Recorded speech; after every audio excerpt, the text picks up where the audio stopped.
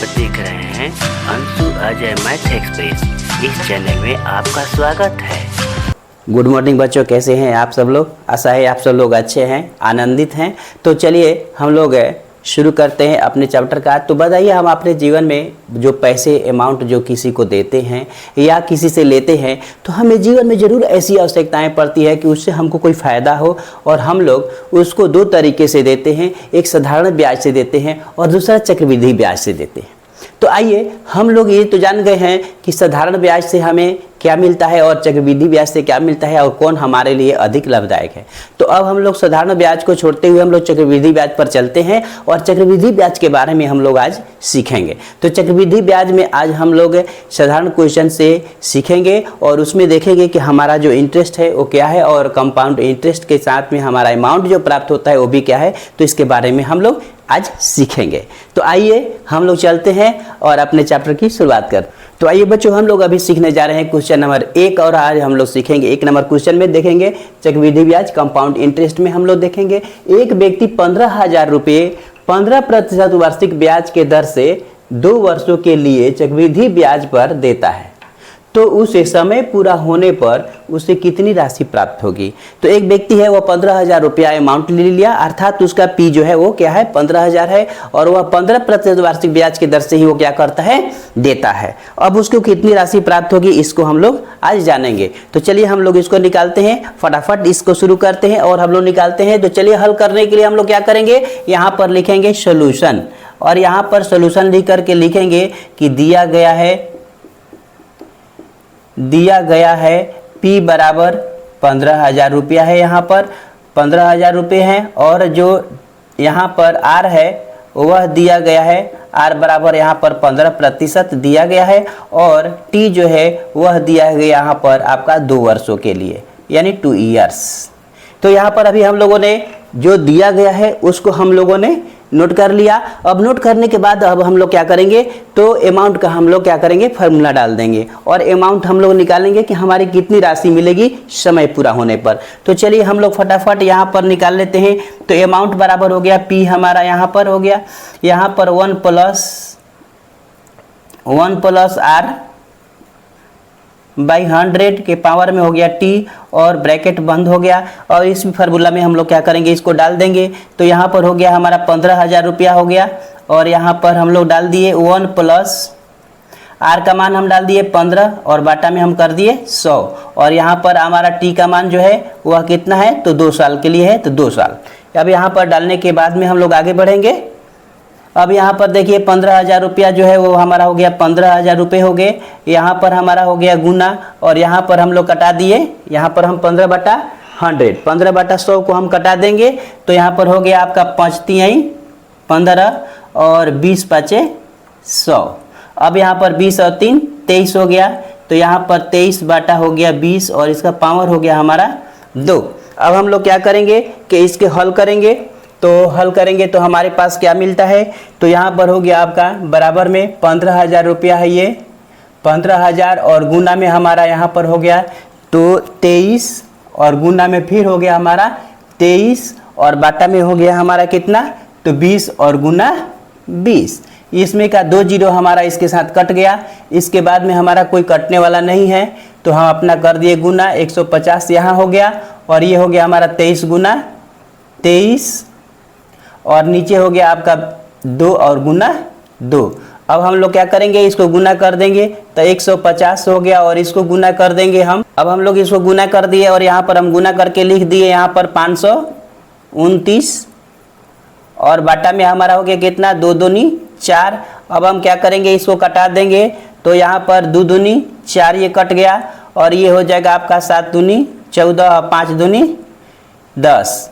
इसके बाद में हमारा 2 हो गया यहाँ पर, और ये हो गया, तो यहाँ पर हो गया आपका 75 गुना 529 और बाटा में 2। अब इसको गुना हम कर देंगे, तो हम यहाँ पर 75 और 529 को गुना करेंगे तो 39,675 हो गया, और बाटा में हमारा 2 हो गया। अब यहाँ पर हम क्या करेंगे कि यहाँ पर भाग देंगे, भाग देने के बाद जो हमारा आएगा वो आंसर हो जाएगा यहाँ पर।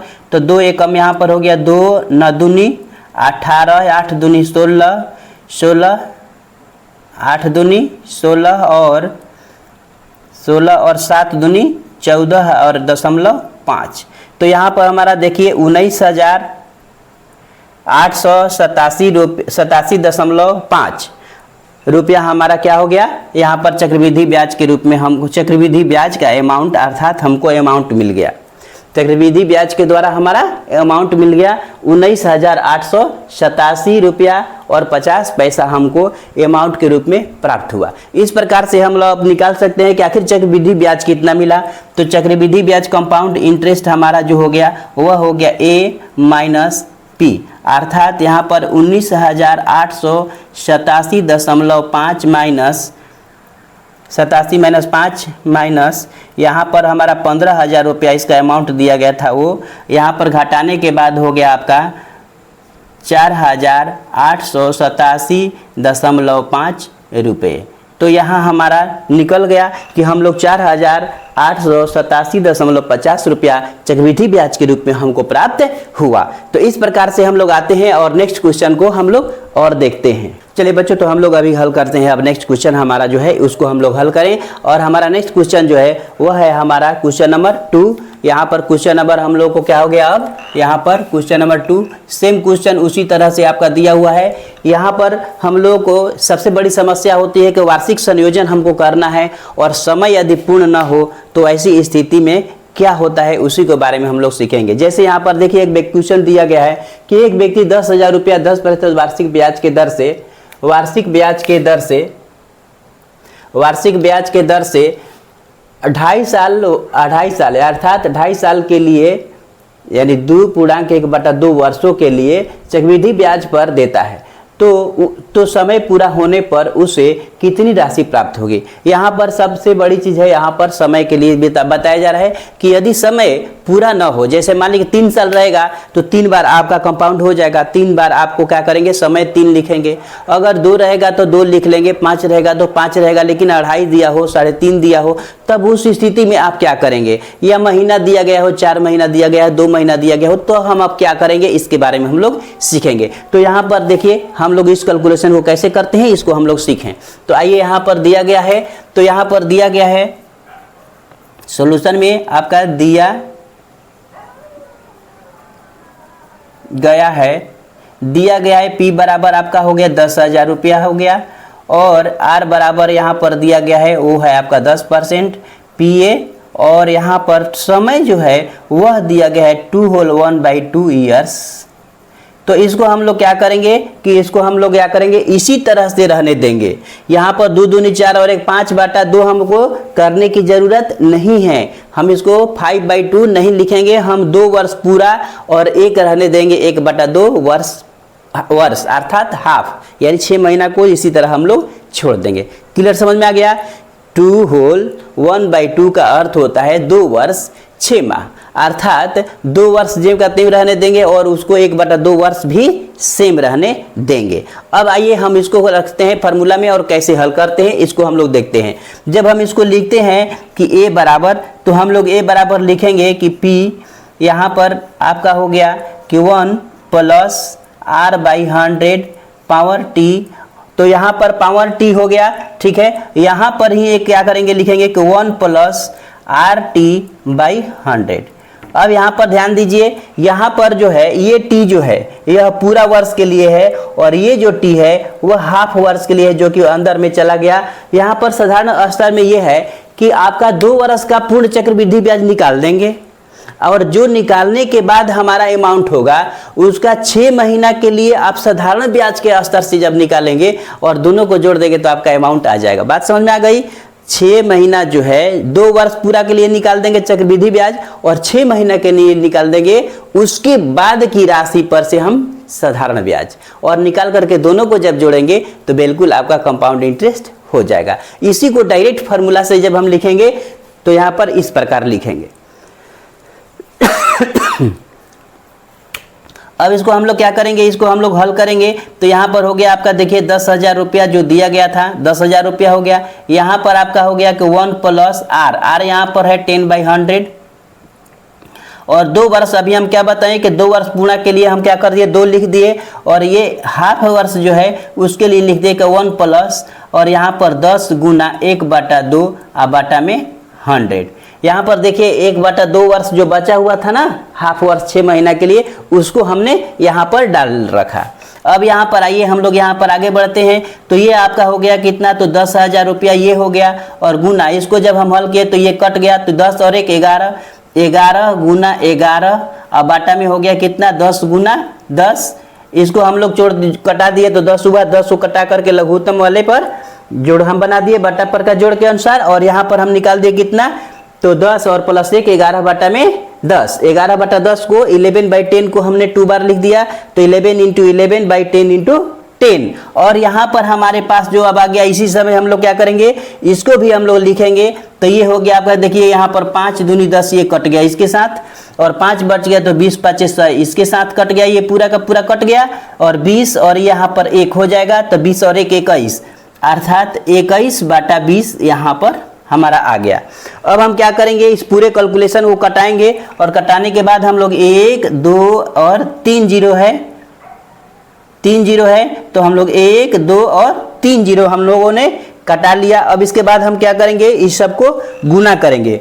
तो यहाँ पर देखिए हमारे पास जो बचा है वो राशि कितना है यहाँ पर, तो गुना 11 गुना 11 गुना 21, और यहाँ पर बटा में बचा हुआ है हमारा, देखिए यहाँ पर 2 बचा हुआ है नीचे, तो ये हमारा क्या हो गया, बटा में 2। अब इस प्रकार से हम क्या करेंगे, इसको गुना कर लेंगे। तो यहाँ पर 10 गुना, यहाँ पर हो गया 121 गुना 21, और यहाँ पर बटा में हो गया हमारा क्या, 2। इस प्रकार से हम क्या करेंगे, यहाँ पर कटा देंगे, यहाँ पर गुना कर लेते हैं हम लोग। गुना करने के बाद में हमारा आ गया कि 1 2 1 और गुना 10, यहाँ पर हो गया 21, बाटा में हमारा हो गया 2। गुना करने के बाद हम लोग इसको लिख देंगे। अब यहाँ पर हम इसको गुना करेंगे, हमारा गुना करने के बाद आ गया आपका 25 41 और 1 0, और बाटा में हमारा हो गया कितना, 2। इसको कटाने के बाद हम कटा देंगे, 12 दूनी 24, 7 दूनी 14, 0 5 दूनी 10, अर्थात इतना रुपया हमारे पास। अब टोटल अमाउंट कितना हो गया, तो 12,705 रुपया, अर्थात हमको 12,705 रुपया जो है वह अमाउंट प्राप्त हुआ टोटल इस क्रम में। तो जब हम 10,000 रुपया 10% वार्षिक ब्याज के दर से 2.5 वर्ष के लिए दिए थे, तो हमारे पास 12,705 रुपया प्राप्त हुआ। इस प्रकार से हम फिर कंपाउंड इंटरेस्ट निकाल लेंगे, तो ए माइनस बी हम लोग कर देंगे, और यहाँ पर 12,705 माइनस 10,000 रुपया जो हम लोग दिए थे, मूल राशि जो था उसको हम लोग हटा दिए। तो इस प्रकार से हमारे पास 2,705 रुपया हमको चक्रवृद्धि ब्याज के रूप में प्राप्त होगा इस 2.5 साल के बाद। तो आइए हम लोग क्वेश्चन को अब नेक्स्ट हल करते हैं, और भी अच्छी तरह समझते हैं, और इम्पोर्टेंट क्वेश्चन को देखते हैं। तो चलिए बच्चों, अभी हम लोग हल करने जा रहे हैं क्वेश्चन नंबर 3, जो कि बिल्कुल एकदम जबरदस्त क्वेश्चन है। इस क्वेश्चन को हम लोग अब समझें और इसको बनाएं। यहाँ पर देखिए क्वेश्चन है कि एक सूदखोर व्यक्ति 20,000 रुपया 10% वार्षिक ब्याज के दर से एक गरीब व्यक्ति को देता है, ठीक है, और तथा प्रत्येक वर्ष 5% बढ़ा देता है। जो चक्रवृद्धि ब्याज का दर है वह 5% क्या करता है, प्रत्येक वर्ष बढ़ा देता है। तो 3 वर्ष के बाद कुल कितनी राशि प्राप्त होगी। अब यहाँ पर देखिए प्रत्येक उसको वर्ष में क्या होता है, 5-5% उसका दर भी बढ़ते जा रहा है, और तब हम लोग को अमाउंट निकालना है। तो चलिए आइए इस तरह के क्वेश्चन को हम लोग बनाना अभी सीखते हैं। तो आइए यहाँ पर हम लोग देखते हैं कि यहाँ पर जो दिया गया है वह क्या है, तो दिया गया है P बराबर हमारा यहाँ पर जो है वह 20,000 रुपया है। तो हमने 20,000 रुपया लिख लिया, और R जो है हमारा दिया गया है वह हमारा देखिए अब चेंजेबल है, वह 1 बराबर नहीं है। तब हमारा क्या होगा कि पहले वर्ष के लिए तो इसका दर कितना है 10%, लेकिन दूसरे वर्ष के लिए कितना है, तो यहाँ पर 5% बढ़ जाएगा, तो हो गया 15%, और इसके बाद में फिर क्या होगा 5% बढ़ जाएगा, तो अब हो जाएगा 20%। इस प्रकार से देखिए 3 वर्षों में 3 हमारे पास दर यहाँ पर अवेलेबल है, 3 प्रकार के दर उपस्थित हैं। अब इसको हम लोग को क्या करना है, हल करना है। समय कितना है, तो यहाँ पर देखिए समय तो आपको बताया गया यहाँ पर कि समय जो है हमारा 3 वर्ष है, 3 ईयर है। तो 3 ईयर है, लेकिन हम लोग क्या करेंगे कि प्रत्येक वर्ष के लिए हमारा क्या होगा, एक वर्ष का यहाँ पर क्या होगा, चक्रवृद्धि ब्याज होगा, चक्रण होगा। अर्थात कहने का मतलब कि एक वर्ष पर उसकी राशि बढ़ रही है, तो एक वर्ष का हमारा राशि क्या होगा, कैलकुलेट होगा। तो आइए इसके लिए हम लोग सूत्र लिखते हैं। तो यहाँ पर हमारा सूत्र हो जाएगा, तो इस प्रकार से अगर हम इसको लिख दें कि ये R1 है, ये R2 है, और ये हमारा 3 है। इस प्रकार से हमारे पास अमाउंट बराबर हो जाएगा कि यहाँ पर P, यहाँ पर ब्रैकेट में हो जाएगा 1 प्लस R1/100, यहाँ पर फिर हो जाएगा कि 1 प्लस R2/100 प्लस इसके बाद में हो जाएगा 1 प्लस R3/100। और इस फार्मूला में हम क्या करेंगे, इसको डाल देंगे। तो यहाँ पर देखिए 20,000 उसने रुपया दिया था, वह हो गया पैसा। यहाँ पर हो गया हमारा कितना, तो 1 प्लस यहाँ पर R1 जो है 10% है, तो 10 बटा में हो गया हमारा 100।